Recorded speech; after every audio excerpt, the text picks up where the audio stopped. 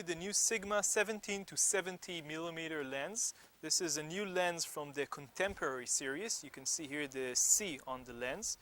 This series of lenses was announced by Sigma last year in Photokina and sits below the high-end art series. And this is the first lens from this series. Now this basically is an advanced kit lens. We can talk about a few of the features that this lens has. Let's start with the build quality. The build quality of the lens itself is manufactured in Japan. The build quality is very high. The zoom ring is very nice. It has a very nice feel, a very good feel, and a nice tolerance. The lens itself extends, but it doesn't move like other kit lenses, which their build quality isn't very good in all cases. The focusing ring, which is in the front, is also fairly well made. It doesn't have the same nice feel as the zoom ring, but it doesn't move, which is something that we actually saw in other kit lenses from Nikon and Canon. So in terms of build quality, the lens is very decent. Let's talk a bit about the switches. The first switch, the top switch, is autofocus and manual focus, and below that you can see the OS switch, on and off. These are the two switches this lens has. Two things that we didn't like very much about the construction of this lens are not specifically connected with the build quality, but more with the design of the lens. The first thing is the fact that the zoom ring actually turns to the other direction that we are used to. So this turns actually counterclockwise as a counter to most lenses which turn clockwise. So this is something that you have to get used to. So this turns like this and not the other way around. This is not a very big problem. Something that we found somewhat more problematic actually is the fact that the focusing ring, when you're on autofocus, actually moves externally. So if we will focus this lens, you can see that the zoom ring, the focusing ring, actually moves. Now, if you hold the lens, this is a fairly short lens, if you hold it like this and accidentally hold the focusing ring itself, then you might hinder or stop the focusing ring for actually functioning.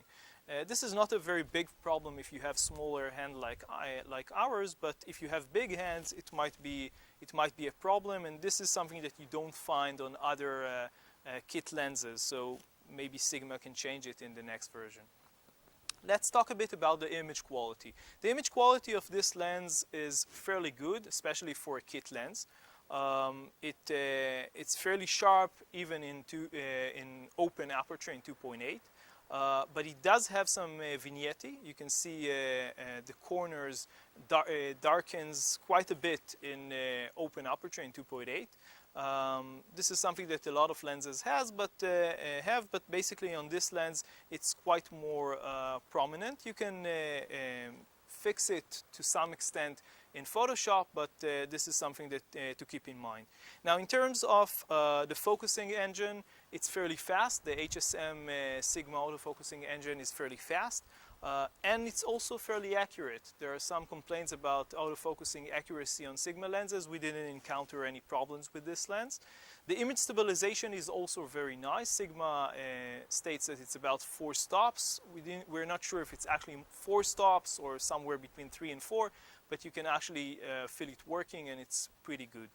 Now, to sum things up, basically this lens is a very nice advanced kit lens. It's better in terms of the aperture than most kit lenses that you can buy. It's better than the Nikon 18 to 105 or the Canon 18 to 135, which are both 3.5 to 5.6. This is 2.8 to f4, but keep in mind that it's only 70 millimeter maximum and not over 100 millimeter like those two lenses. In terms of pricing, the pricing is fairly similar to Nikon and Canon, the advanced lenses from Nikon and Canon, so this is fairly affordable.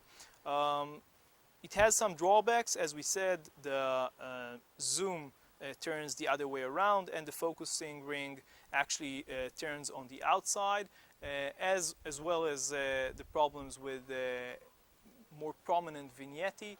And there is also a slight problem with the D7100. This is something that we mentioned on our review on lensvid.com, and you can read about it and on the lens itself on the website.